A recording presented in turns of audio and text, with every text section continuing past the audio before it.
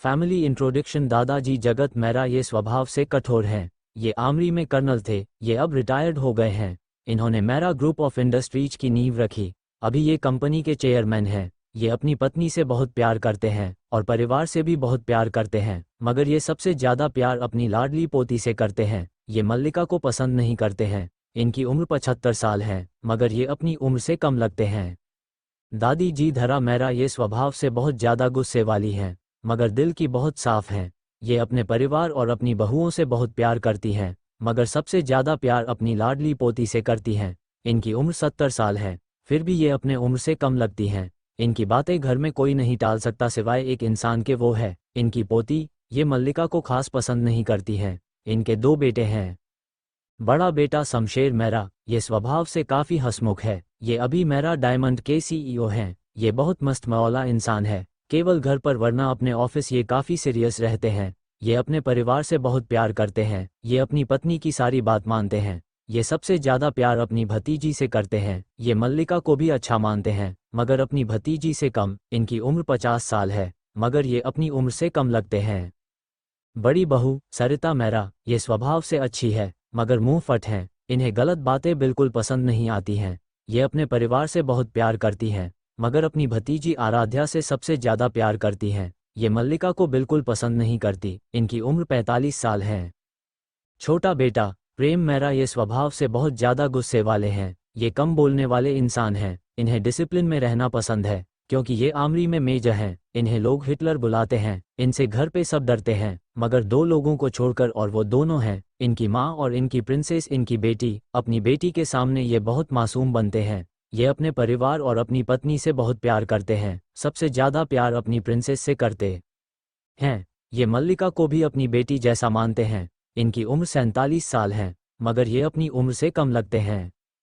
छोटी बहू सीता मेहरा ये बहुत मासूम है। इन्हें खाना बनाना पसंद है। ये शांत स्वभाव की हैं। ये अपने सभी बच्चों से बहुत प्यार करती हैं, मगर मल्लिका को थोड़ा ज़्यादा प्यार करती हैं। ये अपनी सगी बेटी से नाराज है। इनकी उम्र 42 साल है, मगर ये अपनी उम्र से छोटी लगती है। शमशेर जी के 2 बच्चे हैं। बड़ा बेटा आदित्य मेहरा ये स्वभाव से बहुत ज़्यादा गुस्से वाले हैं, बिल्कुल अपने चाचा की तरह। ये अभी अपनी मास्टर्स कर रहे हैं। ये अपने परिवार से बहुत प्यार करते हैं। सबसे ज़्यादा अपनी डाल यानी अपनी बहन प्यार से करते हैं। ये मल्लिका को खास पसंद नहीं करते हैं। इनकी उम्र 22 साल है। ये बहुत स्मार्ट हैं। गोरा रंग, काले सिल्की बाल, भूरी आंखें, पिंक पतले होंठ, परफेक्ट नाक, परफेक्ट बॉडी। ये किसी भी लड़की को भाव नहीं देते। इनके पीछे बहुत लड़कियां पागल हैं। छोटा बेटा अर्थवर मेहरा ये अपने पापा की तरह मजाकिया हैं और हमेशा मस्ती में रहते हैं। ये अपने चाचा और भाई से बहुत डरते हैं।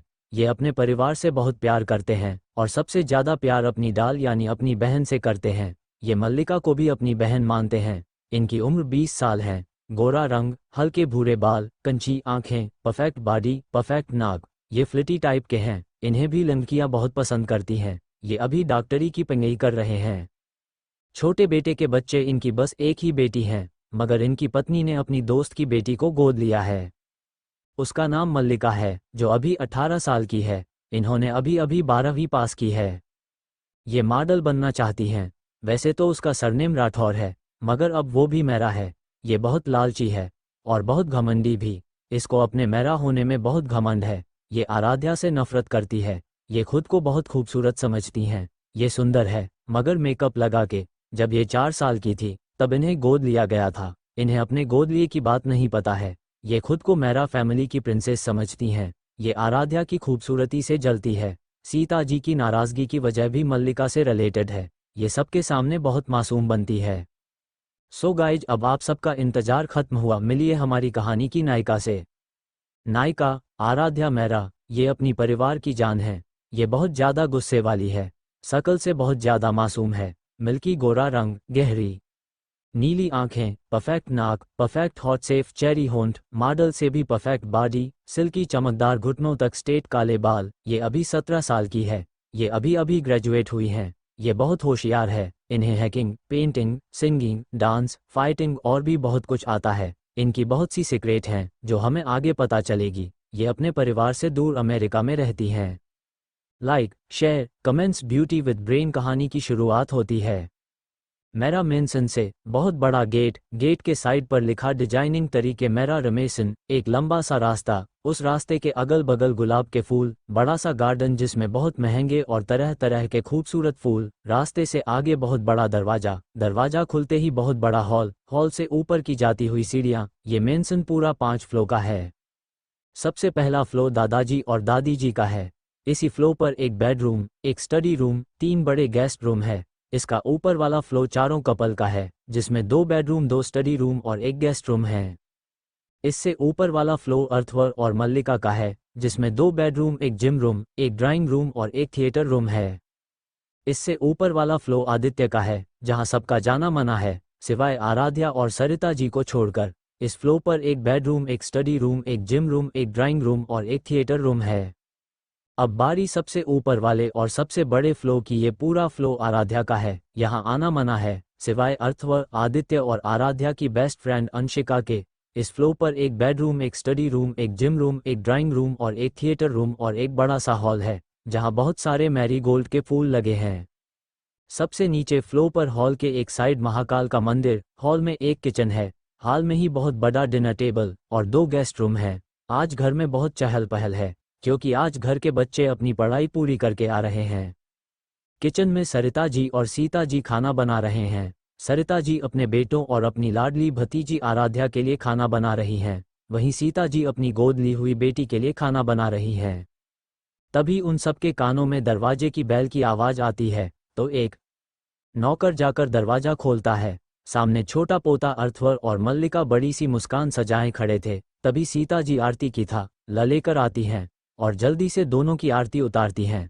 आरती उतारने के बाद मल्लिका जल्दी से सीता जी के गले लगती है, फिर अपने पापा के, फिर बारी बारी सभी से मिलती है, फिर सब हाल में बैठ जाते हैं। सबको बातें करते 5 बज गए। तभी एक बार और दरवाजे की बेल बजी तो बाहर दरवाजे पर आदित्य और आराध्या बिना किसी भाव के खड़े थे। जब सबकी नज़र दरवाजे पर गई तो सब बहुत खुश हुए, मगर एक इंसान के अलावा। आप लोग समझ ही गए होंगे कि ये कौन होगा। तभी धरा जी, दादी जी आरती की था ला लेकर आती हैं और दोनों बच्चों की आरती उतारती हैं, फिर दोनों को अपने गले से लगाकर रोने लगती हैं, तो आराध्या उनसे अलग होकर उनके आंसू पोंछती हैं। फिर सब हाल में बैठते हैं। आराध्या अपने पापा की ओर दौड़ कर जाती है और बिल्ली के बच्चे की तरह उनसे चिपक जाती है। वो भी अपनी प्यारी बेटी को अपने सीने से लगाकर सुकून से अपनी आंखें बंद कर लेते हैं और एक कतरा आंसू उनकी आंख से बह जाता है। आराध्या के देखने से पहले पोंछ लेते हैं।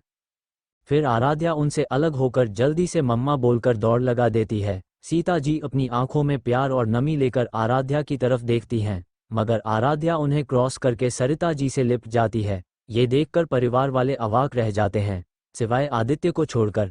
सीता जी की आंखों में नमी अब आंसू बनकर तेजी से बहने लगी। आज उन्हें अपने सीने में बहुत तेज दर्द हो रहा है। सब उदास हैं, सिवाय मल्लिका के। मल्लिका अपने आंखों में झूठी मायूसी लाकर सीता जी के पास खड़ी हो गई और उनसे लिपट कर खड़ी हो गई और तिरछी नजरों से आराध्या को देखने लगी, मगर आराध्या ने एक बार भी पलटकर उन्हें नहीं देखा, जिससे मल्लिका की हाथों की मुट्ठी बंध गई। आराध्या सरिता जी से अलग होकर सबसे मिली, सिवाय सीता जी और मल्लिका को छोड़कर। उसके बाद सब हॉल में बैठ गए। तभी सबके कानों में दादी जी की आवाज़ आई, जो सभी बच्चों से रेस्ट करने को बोल रही थी। सभी बच्चे जल्दी से लिफ्ट पर चढ़कर अपने अपने फ्लोर पर उतर गए। रूम में पहुंचकर आराध्या अपनी आंखों की नमी पोंछती है और आंखों में नफरत और गुस्सा लिए बोलती है, मल्लिका, मल्लिका, मल्लिका, अब तुम देखो मैं तुम्हें कैसे तुम्हारी औकात दिखाती हूँ। तुम्हारी जिंदगी नरक से बदतर बना देगी। ये आराध्या मेरा और शैतानों की तरह हंसने लगती है। अभी आराध्या बहुत डरावनी लग रही थी, कोई देख लेता तो वो अभी अपने प्राण त्याग देता। Like, share, comments. Sita ji के आंशु आगे। थोड़ी देर बाद आराध्या फ्रेश होने वॉशरूम जाती है और एक हॉट शावर लेकर बाहर आती है।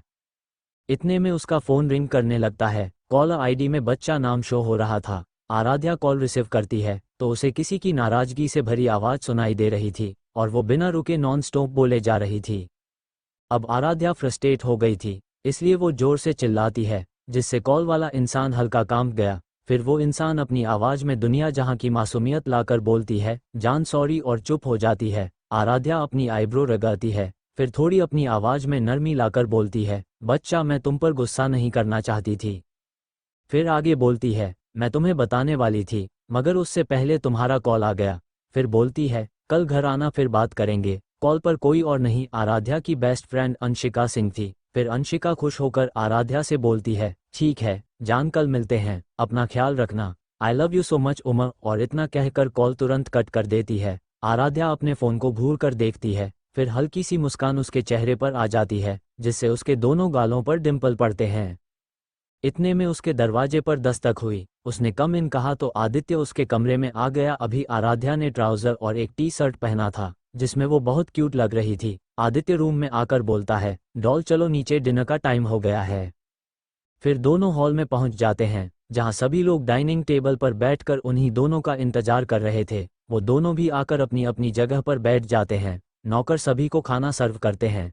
इतने में मल्लिका सीता जी से चिपक कर बोलती है, वाह मॉम, आपने मेरे लिए कितना टेस्टी खाना बनाया है। आपने जब इतने प्यार से बनाया है तो मुझे अपने हाथ से खिला भी दीजिए। ऐसा बोलकर वह तिरछी नज़रों से आराध्या को देखने लगी, मगर आराध्या ने कोई रिएक्ट नहीं किया, जिससे मल्लिका की हाथों की मुट्ठी कस गई। उसको आराध्या पर बहुत ज्यादा गुस्सा आ रहा था। तभी उसको सीता जी की आवाज आई, जो हाथ में निवाला लेकर उसे ही आवाज दे रही थी। मल्लिका ने जब सीता जी को खुद को खाना खिलाते देखा तो उसके होठों पर एक विजयी मुस्कान आ गई।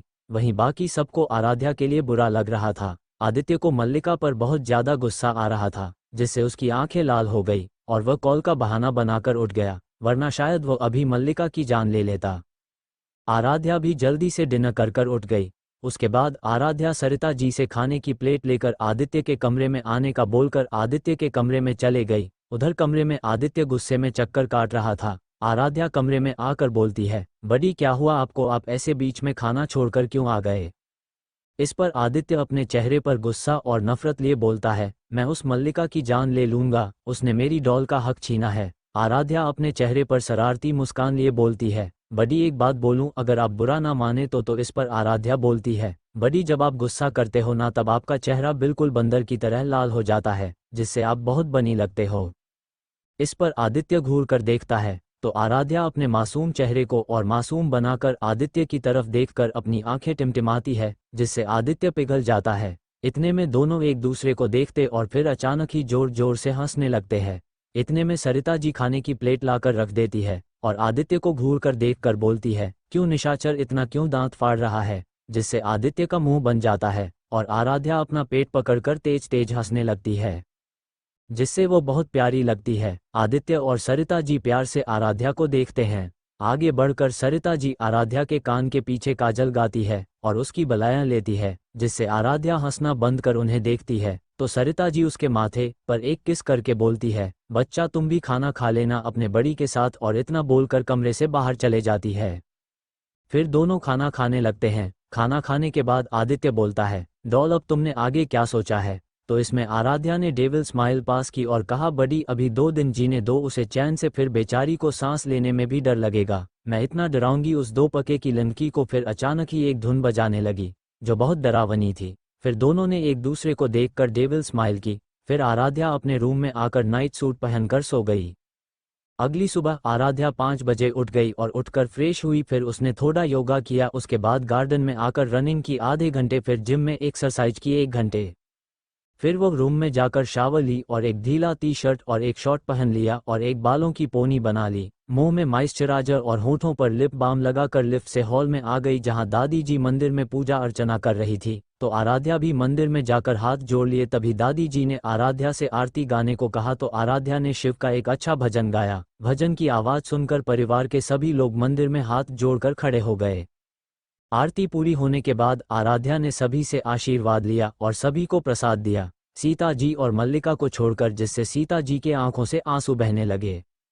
लाइक, शेयर, कमेंट्स, दिल दिल दिल। Untitled chapter. सीता जी को बहुत दर्द हो रहा था आराध्या की बेरुखी से, मगर उन्होंने तब ये नहीं सोचा, जब उन्होंने एक 7 साल की बच्ची के साथ यही सब किया था तब उसके दिल में क्या बीती होगी, ये सीता जी ने नहीं सोचा। मगर अब उनके साथ जब वही सब हो रहा है तो उनसे बर्दाश्त नहीं हो रहा।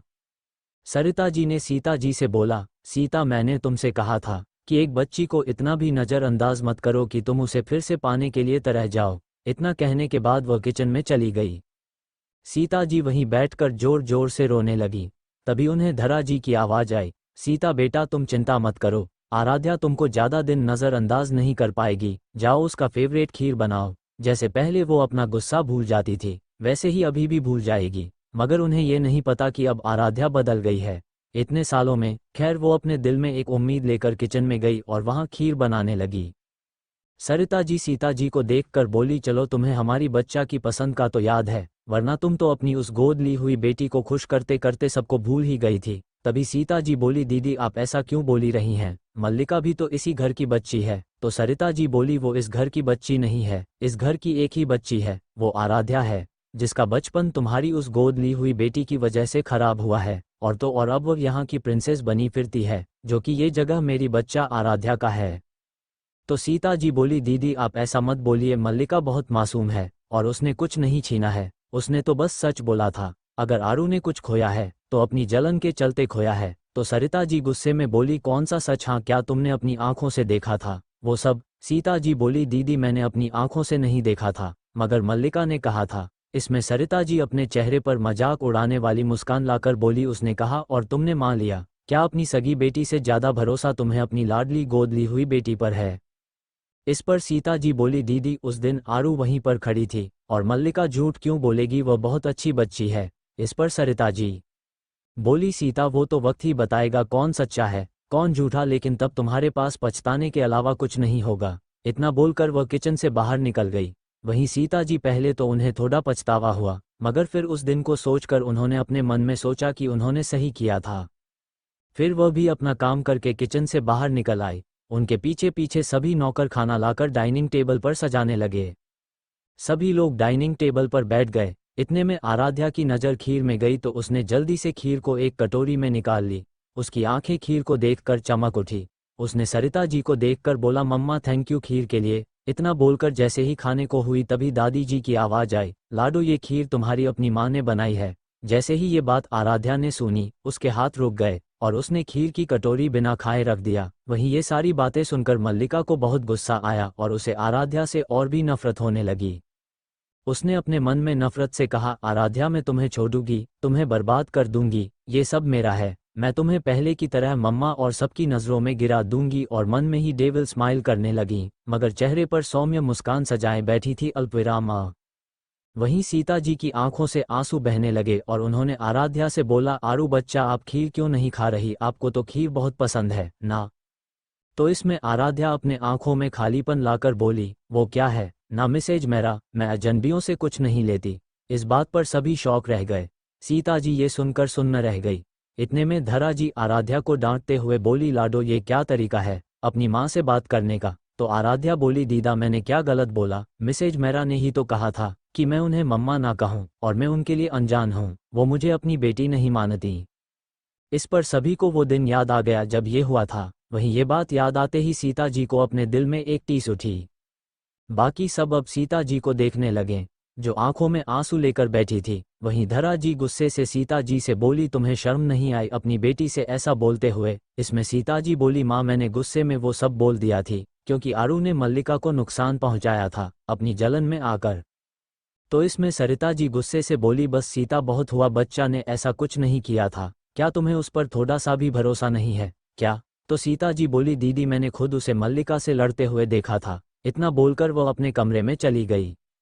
आराध्या ये सब सुन रही थी और उसने अपने चेहरे पर डेविल स्माइल लाकर बेहद सर्द आवाज में बोला, मिसेज मेरा बहुत भरोसा है ना आपको अपनी गोद ली हुई इस कचरे पर, इस कचरे की सही जगह में इसे दिखाऊंगी और आपको खुद को माँ कहने पर शर्म आएगी। मैं आपको कभी माफ़ नहीं करूंगी। भले ही मैं आपसे नफरत नहीं करती, मगर फिर भी आपको मैं उसी दर्द का एहसास कराऊंगी जो आपने सालों पहले मुझे कराई थी अल्पविरामा, जबकि तब मैं सिर्फ 7 साल की बच्ची थी, वो भी अपनी उस कचरे जैसी मक्कार बेटी के झूठ पर यकीन करके। अपनी ही बेटी को पराया कर दिया आपने। इसी के साथ उसके चेहरे पर एक दर्द भरी मुस्कान आ गई और आंखों से आंसू टपकने लगे, जिसे उसने बड़ी बेरहमी से पोंछ लिया और अपने कमरे में चले गई, इस बात से अनजान की कोई उसकी सारी बातें सुन रहा है। लाइक, शेयर, कमेंट्स, दिल दिल दिल दिल। आराध्या का जवाब। आराध्या के जाने के बाद वो व्यक्ति बाहर निकला। ये कोई और नहीं आदित्य था, जो आराध्या से बात करने आया था। आदित्य भी वहां से अपने फ्लो पर चला गया। अपने रूम में पहुंचकर उसने किसी को कॉल किया और कुछ देर बात करने के बाद फोन रख दिया। फिर डेविल स्माइल कर बोला, मल्लिका अब तुम्हें ऐसा सरप्राइज दूंगा तुम कभी नहीं भूल पाओगी, और जोर जोर से हंसने लगा। इस वक्त वो बहुत डरावना लग रहा था। कुछ देर बाद सब हाल में बैठकर बातें कर रहे थे। इतने में बैल बजी। एक नौकर ने दरवाजा खोला तो सामने अंशिका खड़ी थी और वह जल्दी से अंदर आई और आराध्या को ढूंढने लगी। जैसे ही उसकी नज़र आराध्या पर गई वो भाग कर गई और उसके गले लग गई। फिर उसने सभी को ग्रीट किया सिवाय मल्लिका के, जिससे मल्लिका को बहुत गुस्सा आया और वह वहां से उठकर चली गई। आराध्या भी अंशिका को लेकर अपने फ्लो पर चली गई। फिर दोनों ने कुछ डिस्कशन किया, फिर एक दूसरे को देखकर इविल स्माइल की, फिर आपस में बातें करने लगे। कुछ समय बाद अंशिका सिंह मैनसन लौट गई। सबने लंच किया, फिर हाल में बैठ गए। अभी सब बैठे ही थे कि इतने में मल्लिका आराध्या से बोली, आरू क्या तुम मुझसे नाराज हो? इस पर आराध्या बोली, एक्सक्यूज मी, तुम हो कौन जो मैं तुमसे नाराज रहूंगी? और एक बात और, आइंदा से मुझे आरू मत बोलना, क्योंकि ये हक मेरे करीबी लोगों को है और तुम मेरे लिए कुछ नहीं हो। इस बात पर मल्लिका को बहुत गुस्सा आया और उसका चेहरा लाल हो गया। इस बात पर सीता जी बोली, आरू मल्लिका तुम्हारी बड़ी बहन है, तुम उससे इस तरह क्यों बात कर रही हो? इस बात पर आराध्या बोली, मिसेज मेरा, सबसे पहली बात मेरा नाम आराध्या है तो आप मुझे आराध्या कहकर पुकारें। दूसरी बात, मेरी कोई बहन नहीं है, मुझे बेफालतू रिश्ते में ना जोड़िए। सबसे ज़्यादा ज़रूरी बात, मुझे आप में ना ही आपकी इस घटिया बेटी में और ना ही आपकी किसी भी बात में दिलचस्पी नहीं है। और आपको तो लगता है ना कि मैं आपकी इस संस्कारी मासूम गाय और हाँ आपकी लायक बेटी को नुकसान पहुंचाना चाहती हूं। तो आप एक काम क्यों नहीं करती, इसे अपने आंचल में छुपा कर रखिए और हाँ मुझसे दूर। 0-0, वरना इसको कुछ हो गया तो आप मुझे सजा देंगी ना, जैसे पहले दी थी। आइंदा आप दोनों मुझसे दूर रहें, वरना मुझसे बुरा कोई नहीं होगा और वैसे भी आपकी नज़रों में तो मुझसे बुरा कोई है नहीं। IMRYT Mrs Mehra. इतना कहकर वह वहां से चली गई। इतना सब होने के बाद कोई वहां पर नहीं रुका और अपने अपने कमरे में चले गए। रूम में पहुंचकर मल्लिका अपने रूम का सारा सामान तोड़ने लगी और किसी पागल की तरह जोर जोर से चिल्लाने लगी, आराध्या यूं बिच, तुमने ये अच्छा नहीं किया, तुमने मेरी मल्लिका मेहरा की इंसल्ट की, तुम्हें इसकी कीमत चुकानी पड़ेगी। फिर किसी को कॉल करके उससे कुछ कहा, फिर पागलों की तरह हंसने लगी। अगर अभी कोई इसे देख लेता तो शायद पागल समझकर मेंटल असाइलम भेज देता। फिर मल्लिका ने एक मेड को बुलाया और रूम साफ करने को कहकर वो फ्रेश होने चली गई। वहीं दूसरी तरफ आराध्या के रूम में उसके फ़ोन पर एक मैसेज आया, जिसे देखकर आराध्या के फेस पर एक विजयी मुस्कान तैर गई और आराध्या बोली, मिसेज मेहरा की घटिया, ऊप्स मोम की गुड़िया, 2 दिन बाद से तुम्हारे बुरे दिन शुरू और एक डेविल स्माइल कर बच के रहना रे बाबा, बच के रहना रे, गाना गाते हुए फ्रेश होने चले गई। फ्रेश होने के बाद वो अपने लैपटॉप लेकर बैठ गई। आप सबको बता दूं, आराध्या की एक बहुत बड़ी कंपनी है जिसका नाम द ब्लैक मून है, जो तरह तरह के सिक्योरिटी सिस्टम और सॉफ्टवेयर बनाती है। आराध्या की कंपनी और भी फील्ड में काम करती है, जो आपको बाद में पता चलेगा। और आराध्या की कंपनी भारत और वर्ल्ड पर नंबर 1 पोजीशन पर है, मगर किसी ने आज तक उसका चेहरा नहीं देखा। थोड़ी देर बाद रात हो गई। रात के डिनर के लिए सब डाइनिंग टेबल पर बैठ गए और शांति से डिनर करने लगे। आज सीता जी आराध्या को देख रही थी। ये बात आराध्या भी नोटिस कर रही थी, मगर उसने सीता जी को बुरी तरह नज़रअंदाज कर दिया, जिससे सीता जी को काफ़ी हर्ट हो रहा था। आराध्या ने जल्दी से अपना डिनर किया और अपने फ्लो पर चले गई। सब लोग धीरे धीरे करके डिनर करके अपने अपने कमरे में चले गए। 2 दिन शांति से निकल गए। 2 दिन बाद आज घर में बहुत चहल पहल थी, क्योंकि आज शमशेर जी और सरिता जी की एनिवर्सरी थी। अल्पविराम और शाम को 7 बजे से पार्टी थी। सभी लोग बहुत खुश थे और एनिवर्सरी की कोई ना कोई तैयारी कर रहे थे। मल्लिका सुबह से पार्लर गई हुई थी, क्योंकि उसे आज सबसे ज़्यादा सुंदर जो लगना था। मगर अब इस बेचारी को कौन बताए, चाहे ये अपने मुंह में कितना ही पुट्टी कर ले, फिर भी आराध्या के आगे कचरा ही लगना है इसे। सरिता जी ने आराध्या को एक ब्लैक कलर की ऑफ शोल्डर डायमंड से जड़ा गाउन दिया, जो बेहद खूबसूरत था, और गाउन में एक तरफ कट था जो गाउन को हॉट और एलिगेंट बना रहा था। आराध्या अपने रूम में जाकर लैपटॉप लेकर बैठ जाती है और कहती है, माय डियर कचरा सिस्टर, ओप्स कचरा नहीं, संस्कारी मासूम सिस्टर, आज का दिन तुम कभी नहीं भूलोगी। खैर उसके बाद वो अपना ऑफिस का काम करने में मसरूफ़ हो जाती है। ऐसे ही काम करते करते उसको 5 बज जाते हैं और वह फ्रेश होकर अंशिका को कॉल करती है और उसे पार्टी में जल्दी आने को बोलती है और कॉल कट कर देती है। उसके बाद नीचे चली जाती है, जहां सभी मेंबर तैयारी करके बैठे थे। जैसे ही दादी की नज़र आराध्या पर पड़ती है, दादी उसे अपने पास बैठा देती है। इतने में दादाजी आराध्या से बोलते हैं, प्रिंसेस आपने अपने दोस्तों को इनवाइट किया? तो आराध्या स्माइल करके बोलती है, यश पार्टनर। आराध्या अपने दादू को पार्टनर बोलती है। लाइक, शेयर, कमेंट्स, दिल दिल दिल दिल धमाका। सबके सामने आई सच्चाई, मल्लिका को पता चला अपना सच।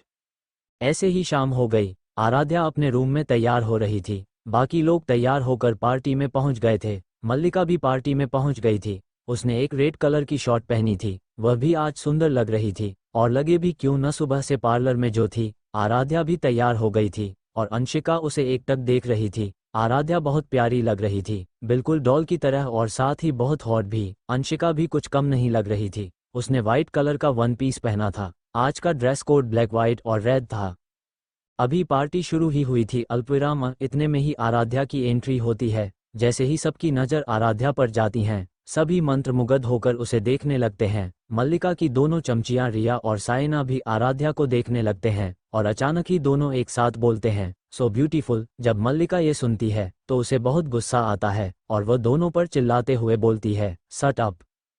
उसके ऐसे चिल्लाने से दोनों डर जाती है और मल्लिका से माफ़ी मांगने लगते हैं। मल्लिका को बहुत ज़्यादा जलन और नफरत हो रही थी। उसे ऐसा लग रहा था जैसे आराध्या ने उसकी जगह ले ली हो। वो नफरत से बोलती है, बस बहुत हो गया, अब मैं तुम्हें फिर से सबकी नज़रों में गिरा दूंगी और तुम फिर से अकेले पड़ जाओगी। आराध्या अपने दोस्तों के साथ खड़ी थी। उसके अंशिका के अलावा 3 दोस्त और थे, लावण्या रस्तोगी, प्रिंस रायजादा और हर्षित शर्मा। वो सब आपस में मस्ती मजाक कर रहे थे। इतने में ही आराध्या के दादू सरिता जी से बोले, सरिता बेटा अब केक कट करो, टाइम हो रहा है। इस पे सरिता जी बोली, जी पापा। शमशेर जी और सरिता जी दोनों स्टेज पर गए और केक कट किया और सबसे पहले एक दूसरे को केक खिलाया, फिर दादा दादी, उसके बाद आराध्या को, फिर बारी बारी सभी को खिलाया। फिर सभी ने डिनर किया। डिनर में बहुत कुछ बना था। उसके बाद कपल ने कपल डांस किया और आदित्य, अर्थवर और आराध्या ने मिलकर डांस किया। सबने उनके डांस की बहुत तारीफ की। उसके बाद मल्लिका ने सिंगल डांस किया, उसने भी अच्छा डांस किया। डांस खत्म होने के बाद सभी बैठ गए। आराध्या ने स्टेज में जाकर माइक को हाथ पर लिया, फिर बोला, माय डियर पाप्स और माय डियर मम्मा, आप दोनों के लिए हम तीनों, आदित्य, अर्थवर और आराध्या की ओर से ये छोटा सा गिफ्ट, आई होप आपको पसंद आएगा। उसके बाद प्रोजेक्टर पर एक वीडियो चलने लगा जिस पर शमशेर जी और सरिता जी की बचपन से लेकर अभी तक की सारी फोटोज थी और परिवार के हर सदस्य के साथ भी बहुत फोटो थी। ऐसे ही फोटो चलते चलते बंद हो गई। सब तालियां बजाने लगे। सब तालियां बजा ही रहे थे कि प्रोजेक्टर में वीडियो चलने लगा जिसमें 7 साल और 8 साल की 2 बच्चे हैं और वो आपस में लंग रहे हैं। गुड़िया के लिए ये कोई और नहीं बल्कि आराध्या और मल्लिका थे। जब से वीडियो चला मल्लिका का चेहरा काला पड़ा था। वीडियो में आराध्या बोली रही है, दीदी ये गुड़िया मेरी है, मैं नहीं दूंगी। तो मल्लिका ने आराध्या के बाल खींचे जिससे आराध्या की आंखों से आंसू आने लगे। मल्लिका ने आराध्या के बालों को छोड़कर उसको धक्का दे दिया जिससे उसके माथे पर हल्की सी चोट लग गई। फिर मल्लिका ने आराध्या की डॉल को तोड़ दिया और बोली, ये डॉल मेरी नहीं होगी तो मैं इससे तुम्हें भी नहीं खेलने दूंगी। इतना बोलकर उसने उस टूटी डॉल को पानी में फेंक दिया। आराध्या ने जब ये देखा वह और तेज रोने लगी, मगर मल्लिका पानी के ज्यादा पास थी। जैसे ही वो पलट कर जाने ही वाली थी कि उसका पैर फिसला और वह पानी में गिर गई और डूबने लगी। आराध्या उसे बचाने के लिए आती उससे पहले ही वह गिर गई। आराध्या जोर जोर से आवाज लगाने लगी जिससे घर के सभी लोग दौड़कर वहां आकर जैसे ही उन्होंने ये सब देखा तुरंत ही प्रेम जी पानी में कूदे और उन्होंने मल्लिका को बचा लिया, मगर पेट में पानी जाने की वजह से मल्लिका बेहोश हो गई। तभी सब जल्दी से उसे लेकर हाल में गए और उसे सोफे पर लेटा दिया। इतने में डॉक्टर आ गए क्योंकि सीता जी ने पहले ही कॉल कर उन्हें बुला लिया था। डॉक्टर ने उसके पेट से पानी निकालकर उसे एक इंजेक्शन दिया और वो वहां से चले गए। थोड़ी देर बाद मल्लिका को होश आ गया। तब सीता जी ने उसे गले लगा लिया और उससे पूछा, बेटा आप कैसे गिरे? तो मल्लिका ने बोला, मम्मा आरू से मैंने डॉल मांगी तो उसने मुझे धक्का दे दिया। जब सब ने ये सुना तो सब शॉक रह गए। सबको लग रहा था ये सच होगा क्योंकि आराध्या बहुत गुस्से वाली थी। अभी सब ये सोच ही रहे थे कि इतने में सबके कानों में थप्पड़ की आवाज गूंजी। ये थप्पड़ सीता जी ने आराध्या को मारा था और बोली, बदतमीज लड़की, तुम कब सुधरोगी? क्यों किया तुमने ये? तो आराध्या बोली, नहीं मम्मा मैंने कुछ नहीं किया, दीदी खुद से गिर गई, वो झूठ बोल रही है।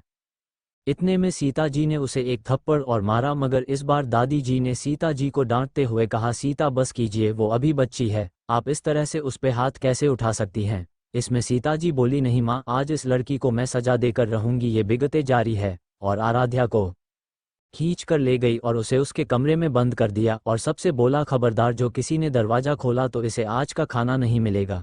इतना बोलकर वो अपने कमरे में चले गई। सबने उन्हें बहुत रोकने की कोशिश की मगर वह नहीं रोकी। इतने में ही वीडियो बंद हो गई। सबकी आंखों में नमी थी। अल्पविराम। आज के लिए इतना ही, मिलते हैं अगले एपिसोड में। कैसा लगा आज का एपिसोड कमेंट्स में जरूर बताएं, रिव्यू दे, शेयर करें। अगर आपको कहानी पसंद आ रही है तो लाइक शेयर कमेंट्स करें और कहीं पर गलती हो रही तो माफ़ करें क्योंकि ये मेरी पहली कहानी है, मुझे अभी ज़्यादा नहीं आता। जे महाकाल पार्टी पार्ट 2। उस वीडियो के तुरंत बाद एक और वीडियो चला जो तब का था जब आराध्या पर चोरी का इल्ज़ाम लगा था। उस वीडियो में दिखाया गया था कि आराध्या सुबह से अपने दादू के साथ गई हुई थी और दिन में पूजा के समय ही उनके साथ वापस आई और फ्रेश होकर पूजा में बैठ गई। और ऐसे ही 2 घंटे तक पूजा चली और फिर सबने मिलकर प्रसाद और खाना खाया और सब अपने अपने रूम में चले गए। आराध्या तब से ही अपने रूम में सो रही थी, वो एक बार भी अपने रूम से बाहर नहीं आई। ठीक उसी समय आराध्या के कमरे में सीता जी और सारे परिवार के लोग आ गए और उन्होंने आराध्या की रूम की तलाशी ली। रूम में तकिए के नीचे 2000 के नोटों का बंडल मिला, जिससे परिवार वाले सभी शौक में चले गए। तभी सीता जी ने आराध्या के मुंह में एक पानी गिलास ले मारा। अभी आराध्या केवल 14 साल की थी। आराध्या को जैसे ही पानी का एहसास हुआ वो झटके से उठ गई। इतने में सीता जी ने आराध्या को जोर से थप्पड़ मार दिया, जिससे आराध्या संभल नहीं पाई और मुंह के बल गिर गई और उसके होठों के कोनों से खून रिसने लगा। इस समय घर पर सरिता जी, सीता जी, मल्लिका, आराध्या और अर्थव थे। बाकी लोग काम से गए हुए थे। सीता जी ने आराध्या को उठाया और वापस से एक थप्पड़ और मारते हुए कहा, तुम बदतमीज लड़की, तुम्हें यही संस्कार दिए हैं हमने कि तुम अपने ही घर पर चोरी करो। तो आराध्या ने रोते हुए कहा, नहीं मम्मा, मैंने कोई चोरी नहीं की, मैं तो पूजा के बाद से ही अपने रूम में सोई हूँ। तो सीता जी ने बोला, तुम झूठी लड़की, मल्लिका ने खुद तुम्हें चोरी करते हुए देखा है।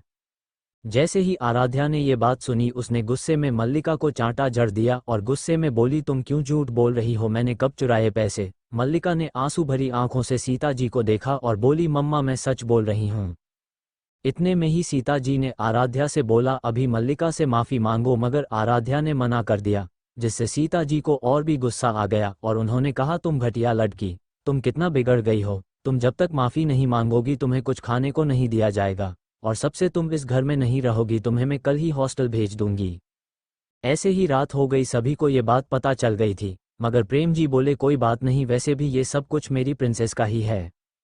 जब मल्लिका ने यह सुना तो उसे आराध्या से बहुत जलन हुई। आराध्या ने अपने पापा से बोला, डैडा मुझे कहीं नहीं जाना, आप मम्मा को बोलो ना वो मुझे कहीं ना भेजे। तो प्रेम जी बोले, प्रिंसेस आगे से ध्यान रखना कि आपको जो चीज़ भी चाहिए आप पूछ के लोगे, प्रॉमिस करो। तो आराध्या बोली, डैडा मैंने कुछ नहीं किया, क्या आपको भी मुझ पर भरोसा नहीं है। तो प्रेम जी जल्दी से बोले, नहीं नहीं प्रिंसेस, मैं तो बस आपको समझा रहा हूँ, मुझे आप पर पूरा भरोसा है। ऐसे ही एक हफ्ता बीत गया। इस बीच सीता जी ने आराध्या को पूरी तरह से इग्नोर कर दिया, जिससे आराध्या बहुत उदास रहने लगी, मगर उसने मल्लिका से माफ़ी नहीं मांगी क्योंकि वह बिना गलती के किसी के आगे नहीं झुकती थी। एक हफ्ते बाद सुबह का समय था, सब लोग पूजा में थे। तभी पूजा पूरी हो गई। सीता जी ने सभी को प्रसाद और आरती दी। जैसे ही आराध्या की बारी आई उन्होंने आरती की था ली सरिता जी के हाथों में दे दी और वहां से जाने लगी, मगर आराध्या ने उनका पल्लू पकड़ लिया और बोली, मम्मा मुझे भी आपके हाथों से प्रसाद चाहिए।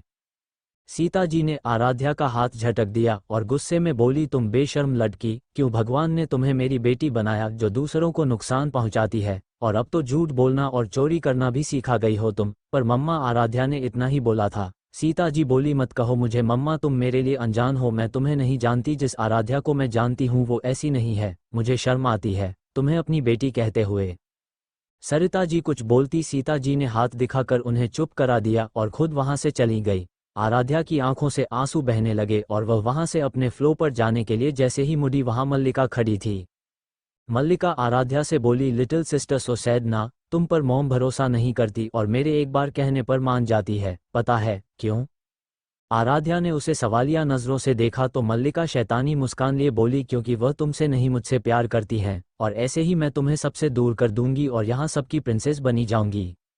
अब तुम्हारा क्या होगा, तुम अकेले रह जाओगी और तुमसे सब नफरत करेंगे जैसे मॉम करती हैं। इस बात पर आराध्या बोली, वो मम्मा मुझसे नफरत नहीं करती, वो मुझसे बस नाराज हैं। तो मल्लिका हंसते हुए बोली, तुमने सुना नहीं मॉम ने क्या बोला, उन्हें तुम्हें अपनी बेटी कहते हुए शर्म आती है। नो तुम झूठी हो। ऐसा बोलकर आराध्या अपने फ्लो की तरफ भाग गई और जैसे ही रूम में पहुंची जोर जोर से रोने लगी और बोली, नहीं कोई भी मुझसे नफरत नहीं करेगा, मैं यहाँ से दूर चले जाऊंगी। इतना बोलकर वह बाथरूम में गई और अपना मुंह धोकर नीचे नाश्ता करने चले गई और डाइनिंग टेबल पर पहुंचकर एक कुर्सी खींचकर उस पर बैठ गई और अपने पापा से बोली, डैडा मैं बाहर जाकर पढ़ना चाहती हूँ। बड़ी के साथ मुझे बड़ी की बहुत याद आ रही है। जी हाँ, आदित्य अभी घर पर नहीं है, वह अपना कॉलेज कर रहे हैं। इस पर प्रेम जी बोले, पर प्रिंसेस, मगर उनकी बात पूरी होने से पहले ही आराध्या बोली, डैडा प्लीज हार मान कर वो बोले, ओके कब जाना है? तो आराध्या बोली, कल, और वहां से उठ गई।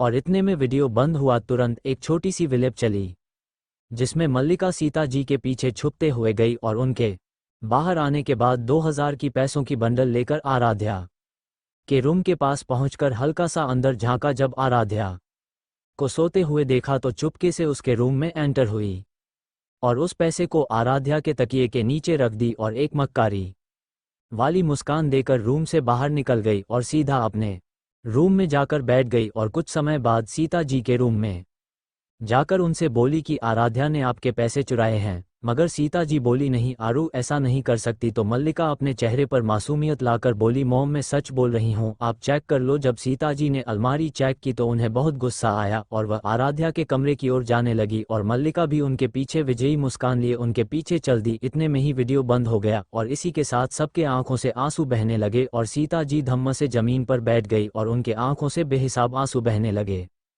आज के लिए इतना ही, मिलते हैं अगले एपिसोड में। कैसा लगा आज का एपिसोड कमेंट्स में ज़रूर बताएं, रिव्यू दे, शेयर करें। अगर आपको कहानी पसंद आ रही है तो लाइक शेयर कमेंट्स करें और कहीं पर गलती हो रही तो माफ़ करें क्योंकि ये मेरी पहली कहानी है, मुझे अभी ज़्यादा नहीं आता। सीता जी का पछतावा। अभी कोई सीता जी के पास पहुंचता। प्रोजेक्ट में एक वीडियो और चलने लगा जिसमें मल्लिका एक लड़की को बुरी तरह से टॉर्चर कर रही थी, उसके साथ उसकी दोनों चूजियां भी थी। मल्लिका उस लड़की से बोल रही थी, तुम्हारी इतनी औकात जो तुम मुझे मल्लिका मेरा की बात मानने से इनकार करो। अब देखो मैं तुम्हें इतना टॉर्चर करूंगी कि तुम खुद यहाँ से भाग जाओगी। और बुरी तरह से उस लड़की को पीटने लगी। उसने उसे तब तक मारा जब तक वो बेहोश नहीं हो गई। ऐसे ही बहुत सी वीडियो थी जिसमें मल्लिका बहुत से लोगों को टॉर्चर कर रही थी। जब सबने ये देखा तो अवाक रह गए और नफरत और घिन भरी नज़रों से मल्लिका को देखने लगे। वहीं मल्लिका का पूरा चेहरा काला पड़ गया और वह जल्दी से बोली, ये सब झूठ है, मैंने कुछ नहीं किया और मैं मेरा खानदान की ही बेटी हूँ। फिर सीता जी के पास पहुंचकर बोली, मॉम आप कुछ बोलो ना, आराध्या मुझे फंसा रही है, वो मुझसे जलती है। अभी उसने इतना ही बोला था, सीता जी ने उसे थप्पड़ जड़ दिया जिससे मल्लिका संभल नहीं पाई और मुंह के बल गिर गई और आंसू भरी आंखों से सीता जी को देखने लगी। इतने में पुलिस आ गई और प्रेम जी से बोली, मिस्टर मेरा, हमारे पास मिस मल्लिका के खिलाफ अरेस्ट वारंट है। जैसे ही पुलिस वाले ये बोले मल्लिका बोली, इंस्पेक्टर आप मुझे नहीं लेकर जा सकते, मैं मेरा खानदान की बड़ी प्रिंसेस हूँ। खबरदार, जो आपने मुझे अरेस्ट किया आपके लिए अच्छा नहीं होगा। इस बात पर आदित्य गुस्से से बोला, तुम मेरा खानदान की बेटी नहीं हो और रही बात जेल जाने की तो तुम्हें जेल होकर रहेगी। इसमें मल्लिका चिल्ला कर बोली, आप झूठ बोल रहे हैं, सिर्फ आराध्या के लिए ये आपने अच्छा नहीं किया, मैं कहीं नहीं जाऊंगी। अभी तक प्रेम जी चुप थे। वो गुस्से में बोले, कोई झूठ नहीं बोल रहा तुमसे, तुम गोद ली हुई बेटी हो। मगर अफसोस कि हमने तुम जैसी घटिया लड़की को अपने घर पर जगह दी। और बंद करो अपना ये ड्रामा, मुझे पता है कि तुम्हारी याददाश्त पहले ही आ चुकी है। मैंने डॉक्टर को तुम्हारी रिपोर्ट दिखाई थी और उन्होंने कन्फर्म किया कि तुम अब बिल्कुल ठीक हो। जैसे ही सबने यह बात सुनी सब एक बार और शॉक हो गए और मल्लिका का चेहरा डर से पीला पड़ गया। मगर तुरंत ही वो गुस्से से बोली, तो क्या हुआ, अगर मैं आपकी असली बेटी नहीं हूं तो पर बेटी तो हूं ना। फिर आदित्य को गुस्से से घूरकर बोली, ये सब आपकी वजह से हो रहा है, अब मेरा सब मजाक उड़ाएंगे, आपको मैं छोड़ूंगी नहीं। और सबको गुस्से में बोली, कोई भी यहाँ की बात बाहर नहीं बोलेगा वरना किसी के लिए अच्छा नहीं होगा। आराध्या जो अब से चुप थी वो गुस्से में मल्लिका को चांटा मार देती है। अभी मल्लिका कुछ बोलती आराध्या की आंखों में देखकर डर जाती है। तभी सबको आराध्या की गुस्से से भरी डरावनी आवाज सुनाई देती है जो किसी को भी डराने के लिए काफी थी। आराध्या मल्लिका से बोली, तुम्हारी औकात भी कैसे हुई बड़ी से बदतमीजी करने की, और ऊपर से तुम उन्हें और सबको धमकी भी दोगी। हाँ, और बहुत बेरहमी से मल्लिका के बाल पकड़कर उसे तेजी से आगे को धकेल देती है। फिर अपने एक घुटने में बैठकर उसका जबड़े को कसकर पकड़कर बोलती है, औशर, और क्या कहा तुमने, तुम मेरा खानदान की बड़ी प्रिंसेस हो तो सुनो, तुम एक कचरा हो जिसकी सही जगह कीचड़ है। और हाँ, जो बात तुम दूसरों से छुपाने को बोल रही थी ना, वो अब तक पूरी दुनिया को पता चल गई होगी। क्यों बड़ी? तो आदित्य बोला, यश डॉल। तो मल्लिका चिल्लाते हुए बोली, तुम दोनों को मैं जान से मार दूंगी। ऐसा बोलकर टेबल से चाकू उठा ली और जैसे ही वार करने को हुई एक लेडी कांस्टेबल ने उसका हाथ पकड़ लिया और उसे कसकर 2-3 थप्पड़ जड़ दिए और उसके हाथों पर हथकड़ी लगा दी और उसे खींचते हुए ले जाने लगी। तो मल्लिका चिल्लाते हुए बोली, छोड़ो मुझे। और फिर सीता जी और प्रेम जी से बोली, मॉम डैड मुझे बचा लो, मैंने कुछ नहीं किया, प्लीज़ मेरा यकीन करें, कोई मुझे फंसा रहा है। मगर किसी ने उसकी बातों पर ध्यान नहीं दिया। सभी मेहमान मेरा फैमिली से विदा लेकर जाने लगे। अब सिर्फ मेरा परिवार ही वहां पर था। सीता जी रोते हुए आराध्या के गले से लग गई और उससे माफ़ी मांगने लगी। वो बोली, आरू आप अपनी मम्मा को माफ़ कर दो बच्चा, मैं तो मल्लिका को बस उसके माँ बाप की कमी नहीं होने देना चाहती थी। मुझे नहीं पता था कि उसके मासूम चेहरे के पीछे इतना शातिर चेहरा छुपा है।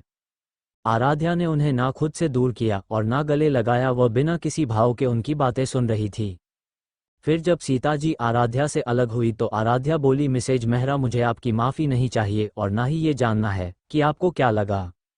आप किसी को भी अपनी बेटी माने ना माने मुझे कोई फ़र्क नहीं पड़ता। और हाँ, रही माफ़ी की बात तो आराध्या मेहरा किसी को माफ़ नहीं करती और उस दिन आपने कहा था ना कि आपको शर्म आती है मुझे अपनी बेटी कहते हुए। आज मैं बोलती हूँ कि मुझे शर्म आती है कि आपने मुझे जन्म दिया। आपके जैसी माँ होने से अच्छा मेरी कोई माँ नहीं होती और मैं आपसे आपको अपनी माँ नहीं मानती। और हाँ, आज से आपकी सिर्फ एक बेटी है, वो से मल्लिका। और रही बात मेरी तो आप ऐसा सोचना मैं मरी हुई पैदा हुई थी। मिसेज मेरा आज से आप मुझसे और मेरे कामों से दूर रहेंगी। I hope you understand. इतना बोलकर वो बिना किसी पर ध्यान दिए वहाँ से चली गई।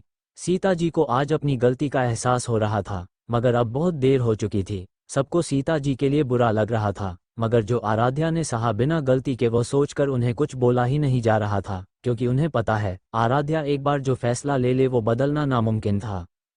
आज के लिए इतना ही, मिलते हैं अगले एपिसोड में। कैसा लगा आज का एपिसोड कमेंट्स में ज़रूर बताएं, रिव्यू दे, शेयर करें। अगर आपको कहानी पसंद आ रही है तो लाइक शेयर कमेंट्स करें और कहीं पर गलती हो रही तो माफ़ करें, क्योंकि ये मेरी पहली कहानी है, मुझे अभी ज़्यादा नहीं आता। आराध्य का सीता जी को इग्नोर करना। पार्टी खत्म होने के बाद सब अपने कमरों में जाकर सोने चले गए। प्रेम जी सीता जी से आज कुछ नाराज थे। वो बोले, सीता हमने आपके फैसलों पर कभी सवाल नहीं उठाए, मगर आज हम आपसे पूछते हैं कि आपको अपने खून पे भरोसा नहीं है। चलो खून छोड़िए, क्या आपको अपनी परवरिश अपने संस्कार पर भी भरोसा नहीं था, जो आपने अपनी ही बच्ची का बचपन छीन लिया। हम आपसे नाराज नहीं हो सकते, मगर एक बात अब आपको समझ आएगा, जब आपका अपना आपसे ज़्यादा किसी और पर भरोसा और प्यार करे तब कैसा महसूस होता है। और तुम आराध्या को जानती हो, वो भले ही कितने भी गुस्से वाली क्यों ना हो, वह कभी भी किसी बेकसूर को परेशान नहीं करती। और हाँ, आपने आराध्या को पूरी तरह को दिया है, अब आप चाह कर भी उसे नहीं पा पाएंगी। सीता जी रोने लगी। प्रेम जी बोले, हम आपको दुखी नहीं करना चाहते, मगर सच यही है। चलिए सो जाए, बहुत रात हो गई है। वहीं दूसरी तरफ आराध्या के कमरे में आदित्य और अर्थव आराध्या को देखने आते थे, मगर जब उन्होंने आराध्या के सोए हुए मासूम चेहरे पर आंसू के निशान देखे, दोनों के दिल में तेज दर्द हुआ और दोनों ने आराध्या के माथे को प्यार से चूमा और एक एक हाथ पकड़कर बैठे बैठे ही सो गए। अगली सुबह जैसे ही आराध्या की नींद खुली तो उसे अपने हाथों पर भार महसूस हुआ, तो उसने अपना सर उठाकर देखा तो उसके दोनों भाई उसका हाथ पकड़कर सो रहे थे।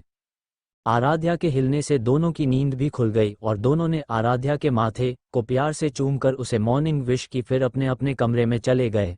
दादी ने आज अकेले ही पूजा कर ली। सभी लोग नहा धोकर नीचे डिनर टेबल पर बैठ गए। आराध्या ने सभी को मॉर्निंग विश किया, सीता जी को छोड़कर, जिससे सीता जी को बुरा तो लगा मगर वो कुछ बोल ना सकी, क्योंकि ये सब उनकी वजह से ही हो रहा था। ऐसे ही दिन से शाम और शाम से रात हो गई। ऐसे ही वक्त बीतता गया। इस बीच सीता जी ने बहुत कोशिश की आराध्या को मनाने की, मगर आराध्या ने सीता जी को पूरी तरह इग्नोर कर दिया। इस बीच जेल में मल्लिका को बहुत टॉर्चर किया गया, जिससे उसकी हालत बहुत ज़्यादा खराब हो गई।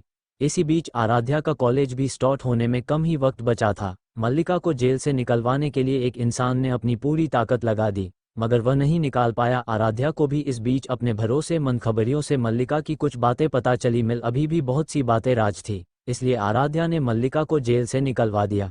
फिर मल्लिका मेरा रमेसन आ गई और उसने बहुत माफ़ी मांगी, मगर सिर्फ दिखावे और मेरा मैंसन में रहने के लिए। मल्लिका के दिल में आराध्या के लिए और भी नफरत बैठ गई और वह आराध्या को जान से मारना चाहती थी। अल्पविराम, मगर उसने मेरा परिवार से माफ़ी मांगी और फिर कभी ऐसी गलती नहीं करेगी, ये वादा किया। मगर पहले तो किसी ने उस पर भरोसा नहीं किया, मगर उसने बहुत ड्रामा किया, यहाँ तक कि खुद को कोने भी मारे, जिससे सीता जी पिघल गई और बाकी लोग भी थोड़ा सा पिघल गए। मगर आदित्य और प्रेम जी ने मल्लिका को माफ़ नहीं किया।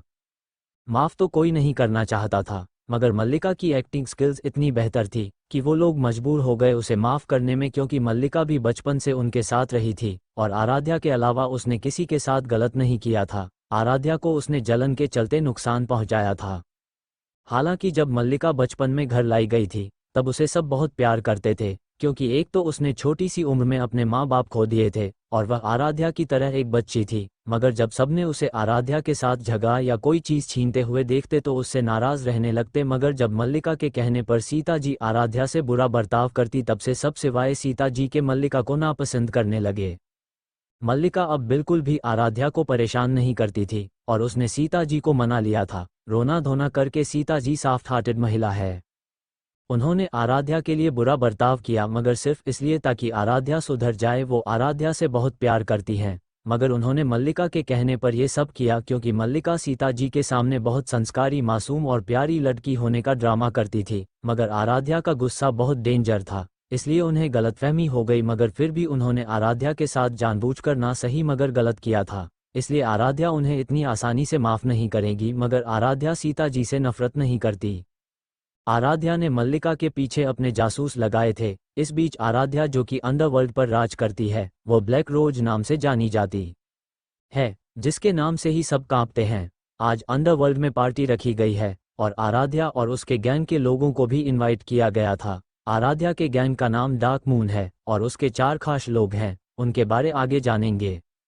रात 12 बजे एक अंडरग्राउंड जगह पर पार्टी चल रही है, तभी अचानक वहां शांति फैल जाती है क्योंकि अभी पार्टी में ब्लैक रोज यानी हमारी आराध्या की एंट्री होती है और सभी की आंखें उसी पर टिक जाती है।